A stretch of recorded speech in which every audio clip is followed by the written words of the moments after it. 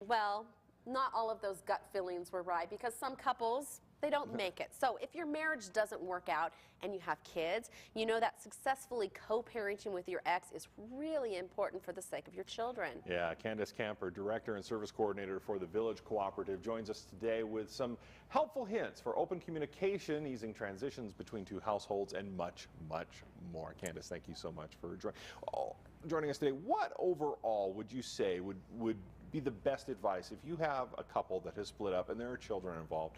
What's like the #1 thing you want to get through to the parents? I think the most important thing would be to remember you're on the same team. We tend to end up fighting with each other. Parents tend to start fighting about who's the worst parent. Not who's the best parent. Who is the worst one? That's who wins. Okay. And you know, they fight back and forth and don't realize that they're on the same team. They're on their kids' team. And so working together as a team is the most important thing.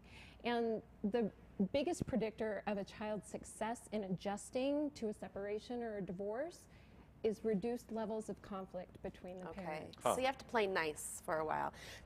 For a long time, like for the rest of the child's life. But sometimes I think parents try to play too nice and they're trying to be the favorite parent. That can be pretty destructive, can it? Absolutely. One of the things that divorced parents or separated parents tend to do is kind of overcompensate for, oh, we've done this distressing thing, so here's another Happy Meal and no You turn bedtime. Into Santa 365 days a year. Okay. Right.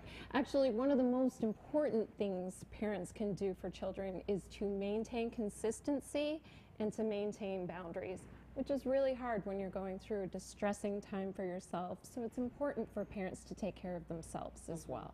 Okay, so we're talking, let's say, different age groups. At what point do you want kids on that conversation as well? You know, handling out things, because lots of things have to be logistics, schedules, timing. At what age should the children be involved in part of that conversation? Because, I mean, if they're sitting there in the next room and hear mom and dad talking about, okay, Wednesday here and Saturday here, and you come get the child here, when should you bring the children in on that conversation? That's kind of a hard question. My knee-jerk reaction would be, of course, involve the children, but through what I have learned and what I've been teaching, the parents need to have that conversation first with each other.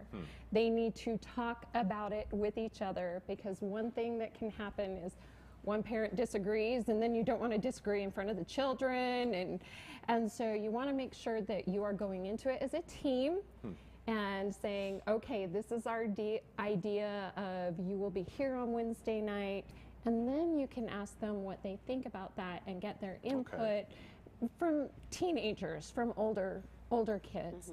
For younger kids, do them a favor and just leave them out of the conversation while you're trying to negotiate things with your co-parent. It can be confusing. It can be confusing. It can make them feel like they have to pick sides.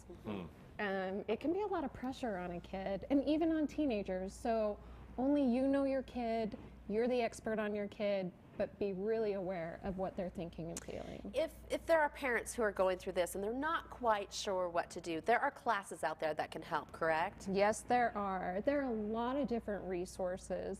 At the Village Cooperative where I work, I offer some co-parenting skills classes. Okay. We do have a new set of classes coming up beginning in January, and so anyone can visit our website. They can call me at the office and sign up for those classes. Very good. All right, fantastic. Candice, thank you so much for that information. Thank you. Thank you. So that's going to bring us to our question of today.